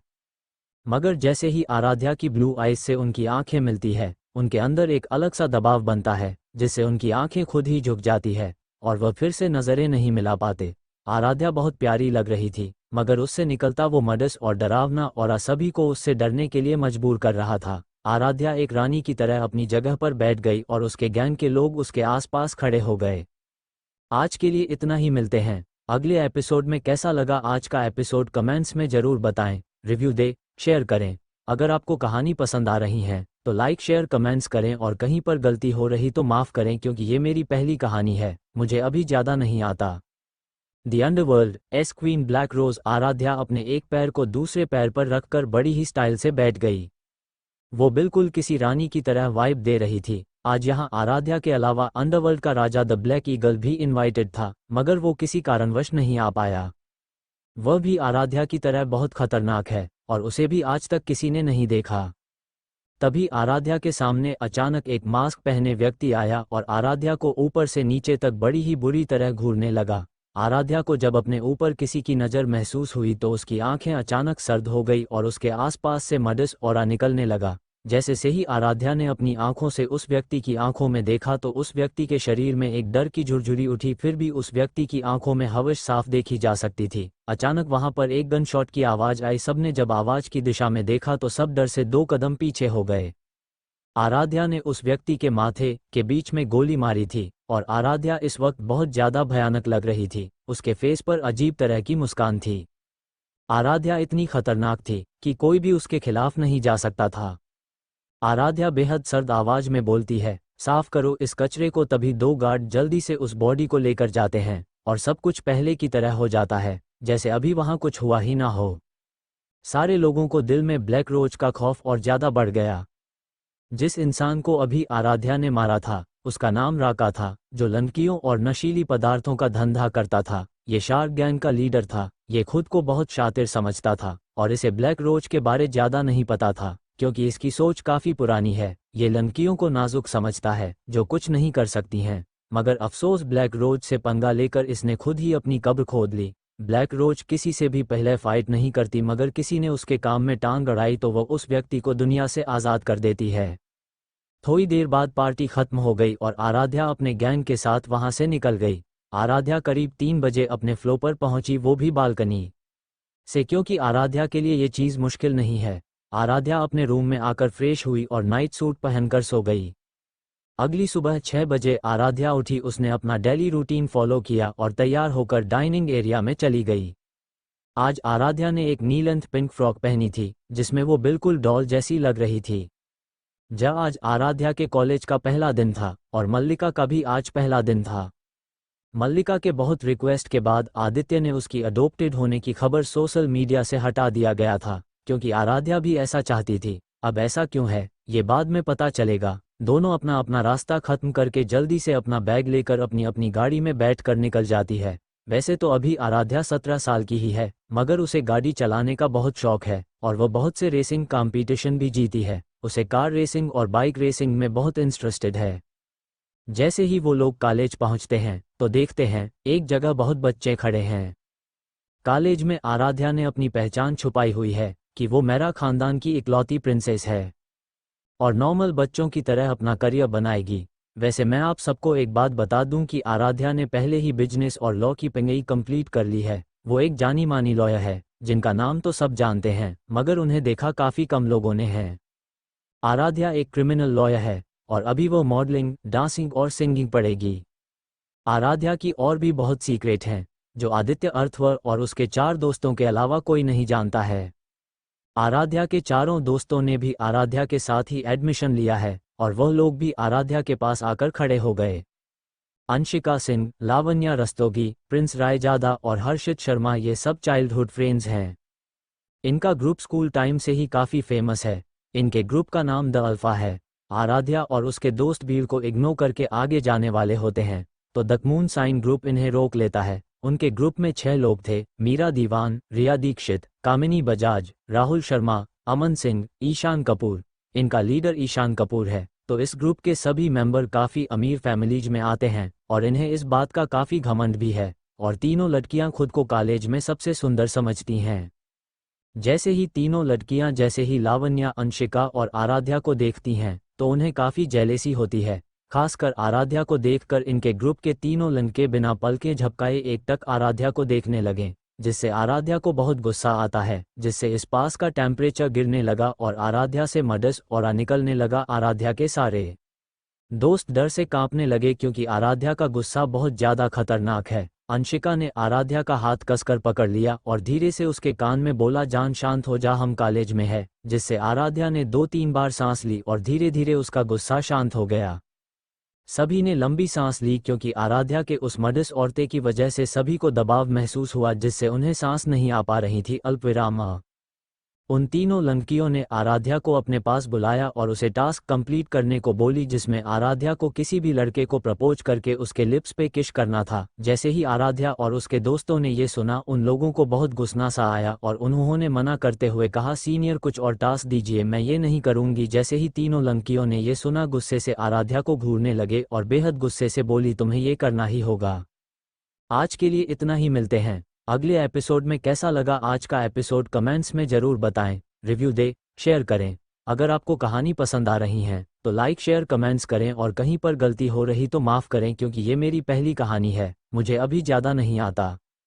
एज आराध्य सिंह। एक बड़े से महल जैसे घर में एक इंसान बालकनी में खड़ा था और एक टक चांद को अपने हेजल ग्रीन आइज से एक टक देख रहा था और चांद को देखकर बोलता है, जाना ये चांद कितना खूबसूरत है ना, और उतना ही सुकूनदायक भी, मगर तुमसे ज़्यादा ना खूबसूरत है और ना ही तुम्हारे जितना सुकूनदायक।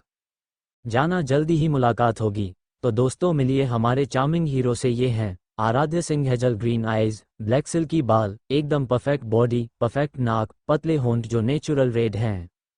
ये स्वभाव से बहुत सख्त हैं, रूड और एरोगेंट नेचर है इनका। गुस्सा ऐसा कि जैसे महादेव का गुस्सा हो।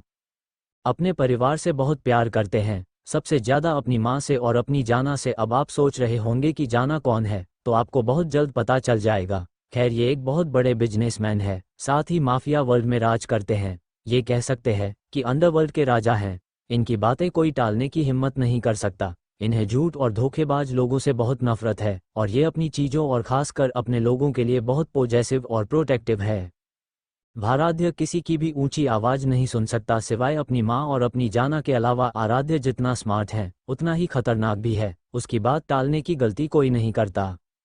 आराध्य जल्दी से अपने असिस्टेंट राज को कॉल करता है और कहता है कि क्या खन्ना ने कुछ उगला कि किसके कहने पर उसने हमला किया था। तो राज डरते हुए बोलता है, नहीं बॉस, उस साले ने अपना मुंह नहीं खोला।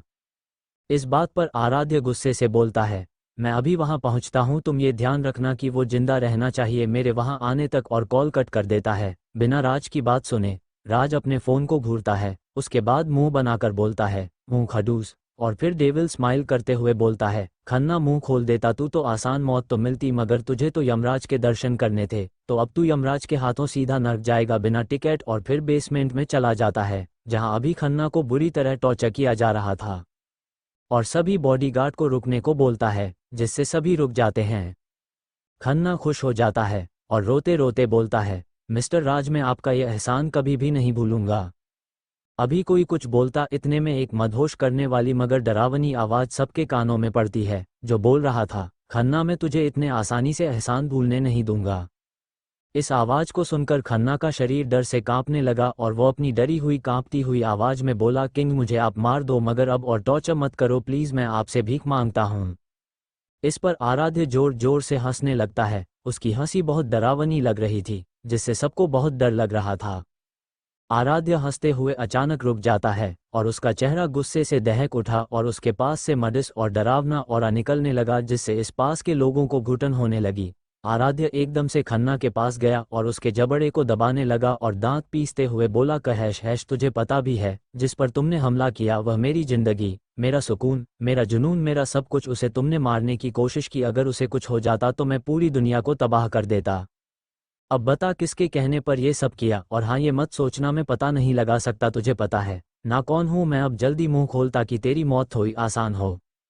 अब जल्दी बोल, खन्ना बोलता है, वो मेरे परिवार को मार देगा। इस पर आराध्य डेविल स्माइल करते हुए बोलता है, वो तो बस तेरे परिवार को मारेगा, मैं तेरे सहित तेरे पूरे खानदान को इस दुनिया से गायब कर दूंगा अगर तूने 5 सेकेंड में अपना मुंह नहीं खोला तो। इसमें खन्ना ने डरते हुए कहा, इवान मलिक ने, उसने इतना ही कहा था कि उसके पूरे शरीर में तेजाब डाला गया। वो दर्द से तड़प उठा और ऐसे ही तड़पते हुए उसकी मौत हो गई।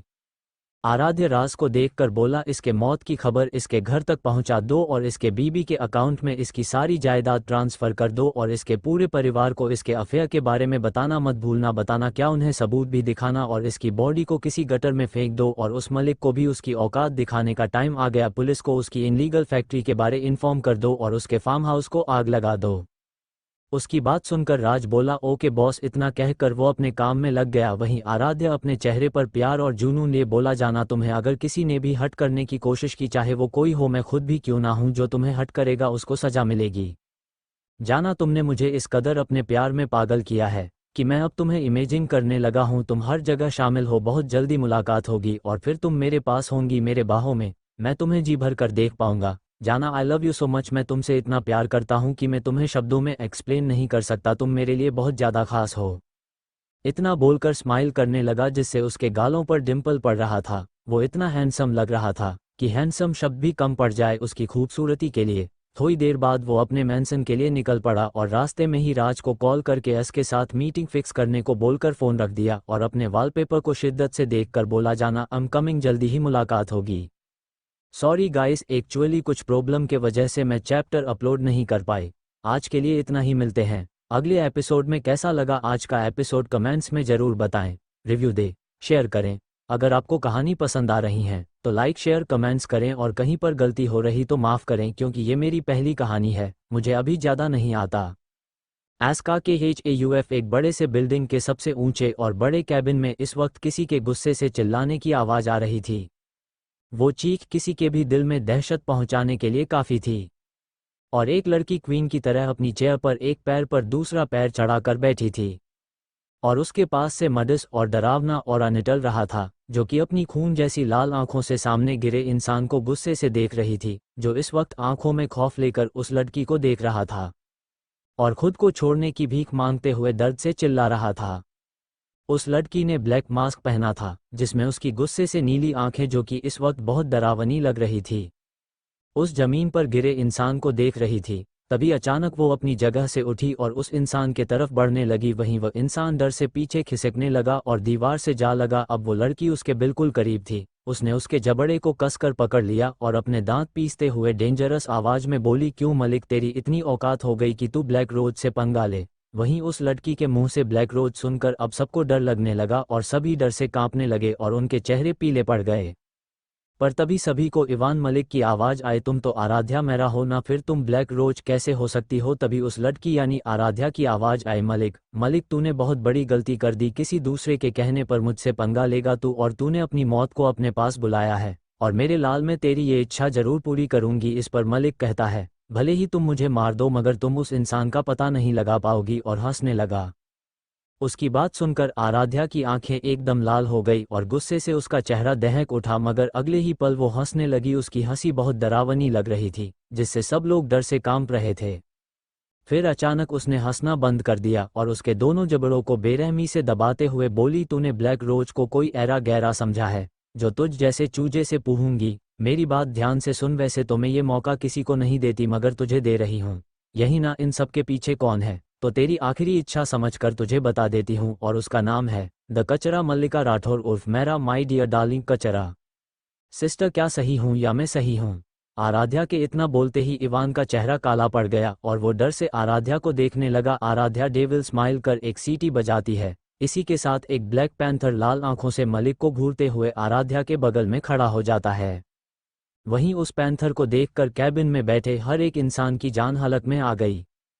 तभी आराध्या ने उस पैंथर के सिर को प्यार से सहलाया और मलिक के तरफ पॉइंट करके बोली, टाइसन, ये मेरी तरफ से तुम्हारे लिए gift, enjoy your meal baby. जिसमें टाइसन ने प्यार से आराध्या का हाथ चाटा और फिर अपनी आंखों में चमक लेकर मलिक के तरफ बढ़ने लगा। वहीं जब मलिक ने पैंथर को अपने पास आते देखा तो वो आराध्या से भीख मांगते हुए बोला, प्लीज ब्लैक रोज, मुझे माफ कर दो, प्लीज प्लीज, मैं कभी आपके रास्ते में नहीं आऊंगा, मैं देश छोड़कर चला जाऊंगा। इस बात पर आराध्या कोल्ली मुस्कुराई और मुस्कुराते हुए बोली, सो सैड ना बंट, मैं तुम्हारी कोई सहायता नहीं कर सकती क्योंकि मैंने अपने टाइसन को तुम्हें गिफ्ट दिया है और मैं गिफ्ट वापस नहीं ले सकती। It's not my style. इतना बोलकर अपने चेहरे पर कुटिल मुस्कान लिए अपने चेयर पर बैठ गई। वहीं अभी तक टाइसन बिल्कुल मलिक के पास पहुंच गया था और उसने उस पर हमला कर दिया और मलिक की दर्दनाक चीखें उस कैबिन में गूंजने लगी। इस नज़ारे को देखकर बहुत से लोग डर से बेहोश हो गए। आधे घंटे बाद उस कैबिन में सन्नाटा छा गया और इसी के साथ मलिक नर्क से धार गया, क्योंकि ऐसे पापियों के लिए स्वर्ग में तो जगह होगी नहीं। शिकार करने के बाद पैंथर आराध्या के पास आ गया। आराध्या ने उसके मुंह में लगे खून को साफ किया और प्यार से उसके सिर को सहलाया और गार्ड को उसे ले जाने का आर्डर दिया और एकदम कड़क आवाज में बोली, मुझसे गद्दारी करने वालों को इससे भी भयानक मौत दूंगी। सब डर से कांप रहे थे। आराध्या फिर बोली, गेट लॉस्ट, और इसी के साथ सब भाग गए, ऐसे जैसे कोई पागल उनके पीछे पड़ा हो। फिर आराध्या वहां से चले गई और लिफ्ट में लास्ट फ्लो का बटन दबा दिया और इसी के साथ लिफ्ट ग्राउंड फ्लो पर उतरकर अपनी गाड़ी में बैठ गई और ड्राइवर से एज मेंशन चलने को बोला और अपना सिर सीट से टिकाकर अपनी आंखें बंद कर ली। कुछ देर बाद गाड़ी एक महल जैसे मैंशन के आगे रुकी। ये मैंशन बहुत सुंदर था, मगर उतना ही डरावना भी। मैंशन को डार्क ब्लू कलर से पेंट किया गया था। आराध्या जल्दी से अपने कमरे की ओर चले गई और फिर फ्रेश होकर डाइनिंग टेबल पर बैठ गई, क्योंकि अभी रात हो गई थी। आराध्या ने आदित्य को बता दिया था कि वह आज घर नहीं आ पाएगी। आदित्य ने सभी को ये बात बता दी थी ताकि कोई आराध्या की चिंता ना करे, मगर मल्लिका को इस बारे में कोई जानकारी नहीं थी। वो तो ये सोचकर खुश हो रही थी कि अब तक आराध्या मर चुकी होगी और अब वो इस घर की अकेली प्रिंसेस बनकर रहेंगी और ये सारी प्रॉपर्टी उसकी होगी। अब इसको कौन बताएकर इसे बहुत बड़ा सरप्राइज मिलने वाला है, जिससे इसके पैरों से नीचे जमीन खिसकने वाली है। आज के लिए इतना ही, मिलते हैं अगले एपिसोड में। कैसा लगा आज का एपिसोड कमेंट्स में जरूर बताएं, रिव्यू दे, शेयर करें।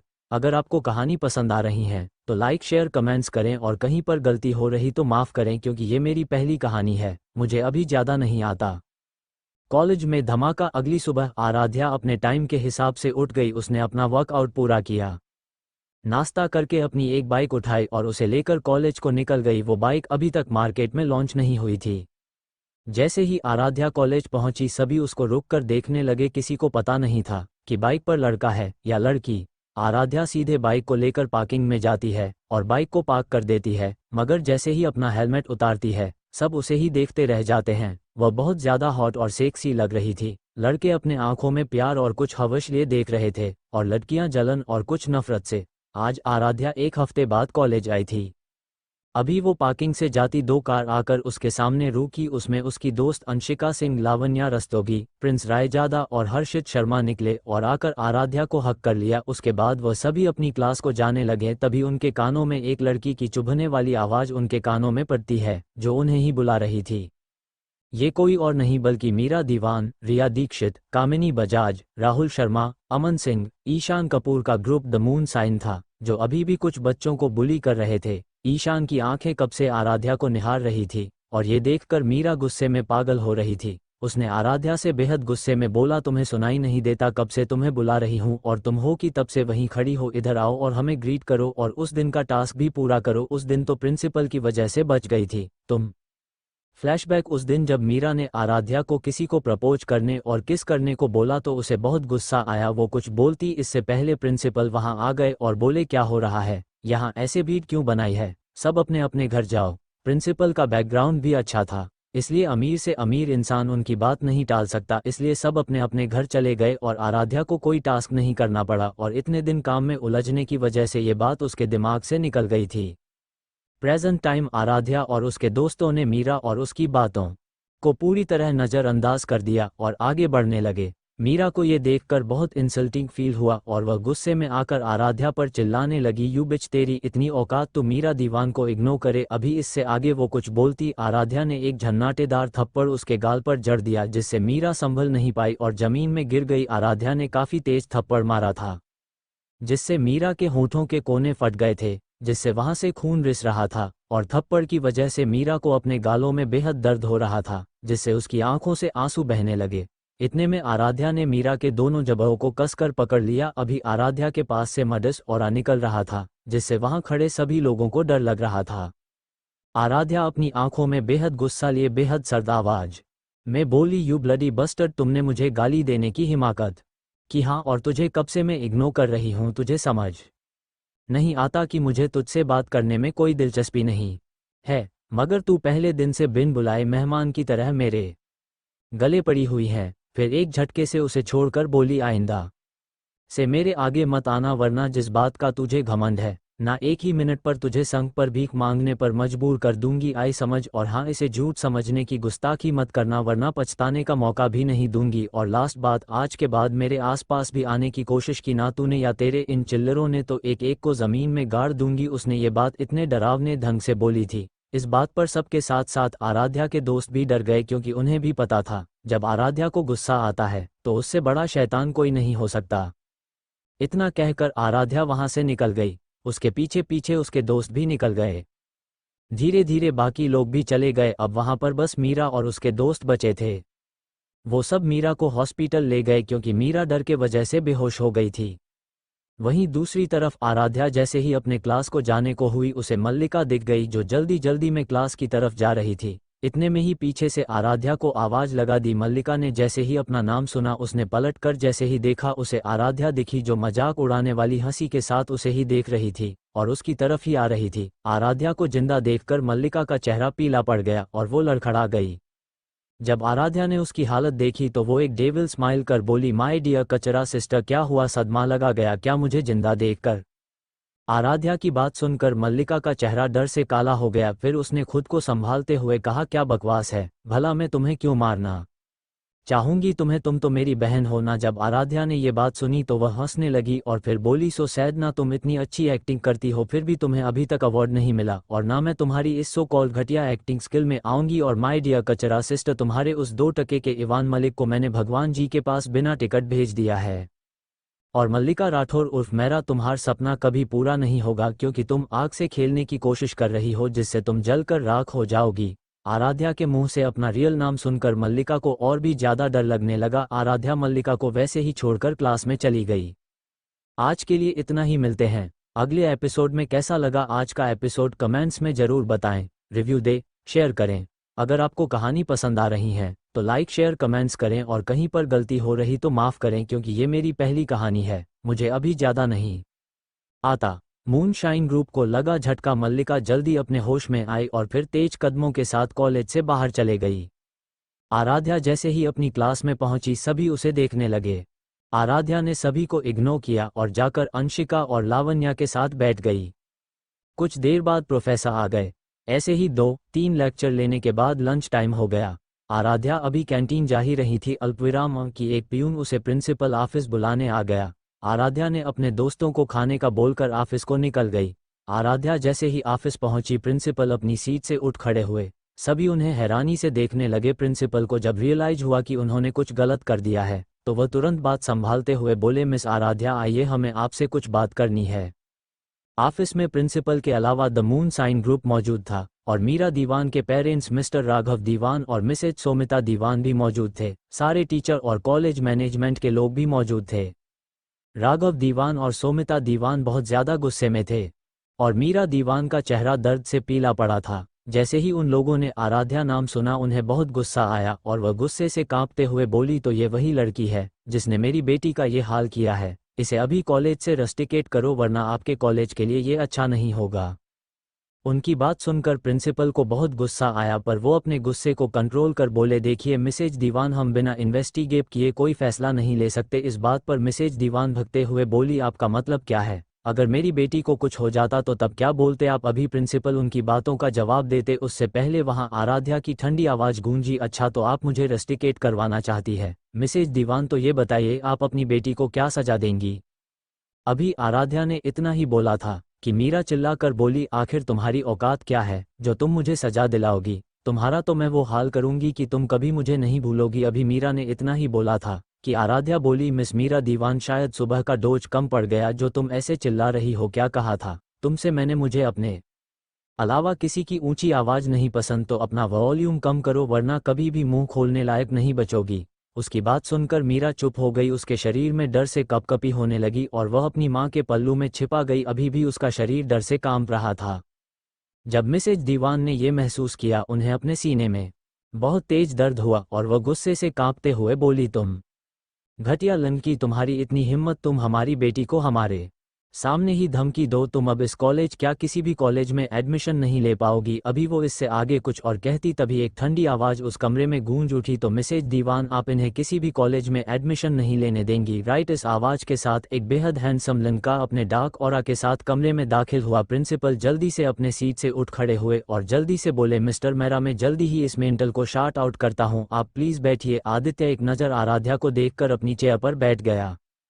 आदित्य को देखकर मिसेज मेहरा बोली, मिस्टर मेहरा, ये लड़की कॉलेज में मासूम बच्चों को मारती है और अभी हमारे सामने भी धमकी दे रही थी। आप खुद सोचें, जो लड़की हमारे सामने धमकी दे सकती है वो लड़की अकेले में क्या करती होगी? इस जैसी मिडिल क्लास लड़कियों को बस यही आता है, अमीर लोगों से लड़ो फिर उनसे पैसे ऐंठो। जैसे जैसे मिसेज दीवान ये बोल रही थी वैसे वैसे कमरे का तापमान गिरता जा रहा था और सभी को सांस लेने में दिक्कत होने लगी, सिवाय आराध्या को छोड़कर। जब सबने ये महसूस किया तो सबने आदित्य की तरफ पलट कर देखा तो सबका डर से ठंडा पसीना आने लगा। इस समय आदित्य का चेहरा गुस्से से काला पन गया था और उसके आसपास से एक भयानक ऑरा निकल रहा था जिससे सभी जान हलक में अटक गई थी। अल्पविराम मिसेज दीवान पहले तो बहुत डर गई थी, मगर फिर उन्होंने सोचा शायद आदित्य को आराध्या की हरकतों पर गुस्सा आ रहा होगा। ये सोचकर वो आगे बोली, इस जैसी घटिया लड़की लिन को भी अपने जाल में फंसाती है ताकि अमीरों की तरह जी सके। मैं तो कहीं हूँ, इसे जल्दी से जल्दी इस कॉलेज से निकाल देना चाहिए ताकि ये अपनी ये घटिया हरकतों से इस कॉलेज को और बदनाम ना कर सके। अब आदित्य का सब्र जवाब दे गया और वह गुस्से से चिल्ला उठा। बस उसकी इतनी गुस्से वाली आवाज सुनकर सब डर गए।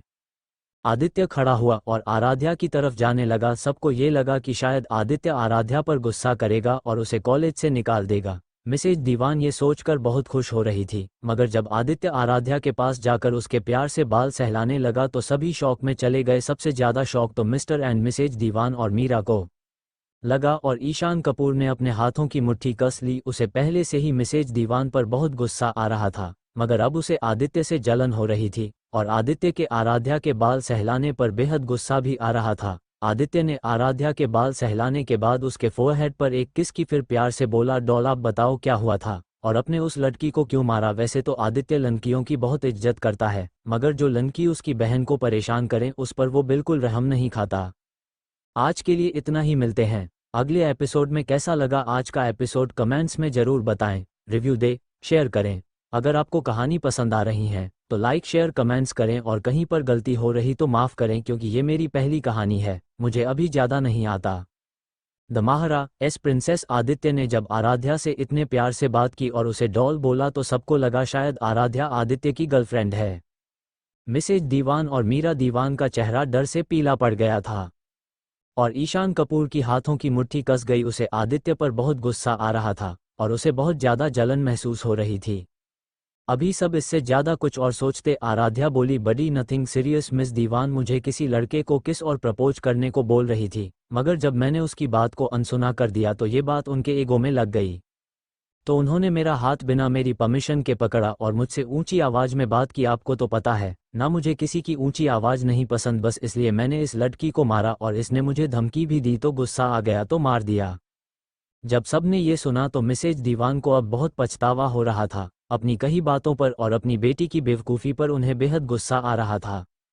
मिस्टर दीवान को अपने बिजनेस की चिंता होने लगी और अपनी बेटी के लिए डर लगने लगा। आदित्य ने आराध्या के बाल सहलाए और गुस्से से उबलते हुए पहले मीरा को और फिर मिसेज दीवान को घूरने लगा। जब आदित्य की गुस्सेल नज़र मिसेज दीवान ने अपने ऊपर महसूस की तो उनके शरीर में डर से एक झुरझुरी दौड़ गई। उन्होंने हकलाते हुए कहा कि मिस्टर मेरा प्लीज़ मुझे समझाने का मौका दीजिए, हमें नहीं पता था कि हमारी बेटी ने ऐसा कुछ किया होगा। हमने जब उसकी चोट देखी तो हमें गुस्सा आ गया, इसलिए हमने गलती से ये सब बोल दिया, हमें माफ़ कर दीजिए, हमें नहीं पता था कि मिस आराध्या आपकी रिलेटिव होगी। जब आदित्य ने ये सब बातें सुनी तो उसे और गुस्सा आने लगा, क्योंकि कुछ देर पहले तक ये औरत उसकी बहन के बारे कितनी घटिया बातें बोल रही थी, अल्पविराम और तो और उस पर चिल्ला भी रही थी, जबकि उसने खुद कभी उससे ऊंची आवाज में बात नहीं की थी और ना ही किसी और को कभी उससे बदतमीजी से बात करने दी थी। आदित्य मिसेज दीवान से गुस्से में पूछता है, क्या तुम्हारी या तुम्हारे परिवार की इतनी औकात है कि तुम हमारे घर की इकलौती प्रिंसेस को इस कॉलेज से निकाल सकती हो, और तो और वो भी बिना किसी गलती के। जब आदित्य ने ये बोला तो चारों तरफ शांति फैल गई। किसी ने भी ये नहीं सोचा था कि आराध्या का इतना स्ट्रॉन्ग बैकग्राउंड होगा। सभी शौक में खड़े थे, कहाँ वो लोग आराध्या को कोई मिडिल क्लास फैमिली की लड़की सोचा था। इसी वजह से मिसेज दीवान ने आराध्या के बारे ऐसी बातें बोलने की हिम्मत की। अब उन्हें बहुत ज़्यादा डर लग रहा था। उन्होंने जल्दी से खड़े होकर मीरा को एक जोरदार तमाचा जड़ दिया, जिससे सब हैरान हो गए और मीरा भी अविश्वास से अपनी मां को देखने लगी। आज तक कभी भी मीरा को इस तरह से बेइज्जती का सामना नहीं करना पड़ा। उसे हमेशा से प्रिंसेस ट्रीटमेंट दी गई थी, जिस वजह से वो बेहद बदतमीज और घमंडी हो गई। वो किसी को भी अपने से ऊंचा नहीं देखती थी और आए दिन किसी ना किसी को बुली करती थी, और अपने बैकग्राउंड की वजह से वो कभी भी उसकी ये हरकतें बाहर नहीं आती थी। मिसेज दीवान भी उसकी हर गलती पर पर्दा डालने के लिए लोगों को धमकाती थी। मिस्टर दीवान को भी सारी बातों की जानकारी थी, मगर फिर भी वो इस चीज़ को नज़रअंदाज कर देते थे, क्योंकि वो भी अपनी इकलौती बेटी को बहुत प्यार करते थे। मगर आज उनकी बेटी की एक बेवकूफ़ी की वजह से वो लोग बड़ी मुसीबत में फंस चुके थे, जिससे निकलना उनके लिए लगभग नामुमकिन था, क्योंकि मेरा और सिंह फैमिली इस देश में नम एक पोजीशन में आते थे और बड़ा से बड़ा अधिकारी भी इनकी फैमिली की बहुत रिस्पेक्ट करते थे। मेरा या सिंह फैमिली से जो कोई भी उलझता था वो पूरी तरह से बर्बाद हो जाता था। मिस्टर दीवान को अब बहुत ज़्यादा डर लगने लगा था। वो जल्दी से खड़े हुए और आदित्य के आगे हाथ जोड़कर बोले, मिस्टर मेरा, मेरी बेटी को माफ़ करें, वो अभी ना समझ है। आगे से वो कभी मिस मेरा के लिए परेशानी खड़ी नहीं करेगी। इस बात पर आदित्य के फेस पर एक ठंडी चमक आ गई और वो बोला, वो परेशानी तब खड़ी करेगी ना जब वो इस कॉलेज में रहेगी। इस बात पर मीरा गुस्से से बोली, और तुम होते कौन हो मुझे निकालने वाले? माना कि तुम्हारी फैमिली बहुत रिच है, मगर ये कॉलेज तुम्हारा नहीं है और मैं कहीं नहीं जाऊंगी। इस बात पर आदित्य कुछ बोलता उससे पहले ही एक चटाक की आवाज़ उस हॉल में गूंजी। ये चांटा आराध्या ने मारा था और वो इस वक्त बेहद गुस्से में थी। उसके आसपास से बेहद डराने वाला मडस और निकल रहा था, जिससे रूम में सभी लोग डर से कांप रहे थे। आराध्या गुस्से में बेहद सर्द आवाज में बोली, मिस मीरा दीवान, मैंने सोचा था तुम्हें बस कॉलेज से निकालूंगी, मगर नहीं, ये सजा तुम्हारे लिए बहुत कम है, इसलिए तुम मेरे बड़ी से बदतमीजी कर रही हो। और क्या कहा तुमने? हम तुम्हें कॉलेज से नहीं निकाल सकते। फिर जोर जोर से हंसने लगी। उसकी हंसी अभी किसी शैतान की जैसी लग रही थी, जिससे सभी के दिल में एक खौफ बैठ गया। वो सांस भी नहीं ले पा रहे थे। आराध्या हंसते हंसते अचानक रुक गई, फिर अपनी गर्दन को दाएं बातें करते हुए किसी साइको की तरह एकदम से मीरा के पास गई और उसके बाद अपनी मुट्ठी में भरकर बेहद डरावनी आवाज में बोली, ये कॉलेज हमारा यानी मेरास का है, और अब तुम और तुम्हारी वो दोनों चमचियां इस कॉलेज से जाओगे और इस देश में कोई भी कॉलेज तुम्हें एडमिशन नहीं देगा। इसका इंतजाम बडी ने पहले से कर दिया है। और हाँ स्वीट हार्ट, अगर दोबारा तुमने ये एटीट्यूड मुझे दिखाया ना तो तुम्हारे पूरे परिवार को संग पर भीख मांगने पर मजबूर कर दूंगी, और ये जो तुम अमीरी दिखाती हो ना उससे तुमसे छीन के तुम्हें भिखारी बना दूंगी। इतना कहकर उसने मीरा को झटके से छोड़ दिया, जिससे मीरा की एक चीख निकल गई। आराध्या इतना बोलकर रूम से निकल गई। आदित्य भी एक नज़र उनको देखकर वहां से निकल गया। जैसे ही आदित्य रूम से गया वैसे ही मिस्टर दीवान का फ़ोन रिंग हुआ। उन्होंने जैसे ही फ़ोन पर बात सुनी उनके हाथ से उनका फ़ोन नीचे गिर गया और उन्होंने गुस्से से मिसेज दीवान और मीरा को एक एक थप्पड़ रसीद किया और चिल्लाते हुए बोले, तुम दोनों की वजह से मैं बर्बाद हो गया, हमारी कंपनी बैंकक्रप्ट हो गई। जैसे ही सबने ये बात सुनी सबके होश उड़ गए। धीरे धीरे सब रूम से बाहर निकल गए। अब रूम में सिर्फ प्रिंसिपल और दीवान फैमिली थी। प्रिंसिपल ने मिस्टर दीवान से कहा, अब आपको भी जाना चाहिए मिस्टर दीवान। और हाँ, अब मीरा, तुम्हें कॉलेज आने की कोई ज़रूरत नहीं है, तुम्हें कॉलेज से निकाला जाता है। जैसे ही मीरा ने ये सुना वो बहुत गुस्से में आ गई और बोली, आप ऐसा नहीं कर सकते, मैं कहीं नहीं जाऊंगी। प्रिंसिपल अब गुस्से में बोले, मिस मीरा, अगर आपने अब कोई भी परेशानी खड़ी करने की कोशिश की तो मुझे पुलिस को बुलाना पड़ेगा। जब ये बात मीरा ने ये बात सुनी उसे और गुस्सा आने लगा और अभी वो इससे ज़्यादा कुछ बोलती मिस्टर दीवान ने उसे एक और तेज थप्पड़ मारा और उसे घसीटते हुए अपने साथ घर को ले गए। दीवान फैमिली पूरी तरह से बर्बाद हो गई थी और ये काम आदित्य ने करवाया था। दीवान फैमिली की बर्बादी की न्यूज हर तरफ दिखाई जा रही थी, जिसे देखकर आदित्य ने एक डेविल स्माइल दी और बेहद गुस्से में बोला, ये सजा है तुम्हारी मेरी डॉल को परेशान करने की, मैं तो इससे भी ज़्यादा तुम्हें सबक सिखाता अगर डॉल मना नहीं करती तो।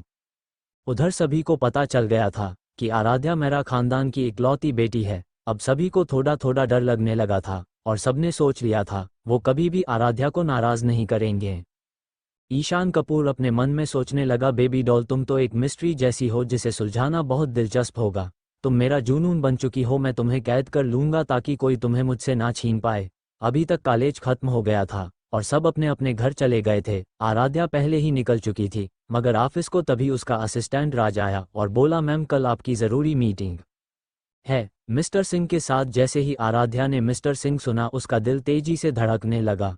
आराध्या ने जल्दी से खुद को शांत किया और बोली, ठीक है, कल की प्रिपरेशन कर लो और एक बार मुझे चेक करा लेना। ओके मैम बोलकर राज कैबिन से बाहर चले गया। इधर आराध्या अभी भी मिस्टर सिंह के बारे में सोच रही थी। अल्पविराम, और कल की मीटिंग में क्या होगा। थोड़ी देर बाद उसने अपना सर झटका और काम में लग गई। ऐसे ही रात के 7 बजे गए। राज ने आराध्या से सब कुछ चेक करवा लिया, फिर दोनों अपने अपने घर के लिए निकल गए। आराध्या मेरा रमेशन ना जाकर अपने खुद के मेंशन डार्क हेवन में गई और फ्रेश होकर डिनर किया और बैंड में आकर लेट गई। कुछ देर बाद ही उसे गहरी नींद आ गई क्योंकि आज वो बहुत थक गई थी। आज के लिए इतना ही, मिलते हैं अगले एपिसोड में। कैसा लगा आज का एपिसोड कमेंट्स में ज़रूर बताएं, रिव्यू दे, शेयर करें। अगर आपको कहानी पसंद आ रही है तो लाइक शेयर कमेंट्स करें और कहीं पर गलती हो रही तो माफ़ करें क्योंकि ये मेरी पहली कहानी है, मुझे अभी ज़्यादा नहीं आता।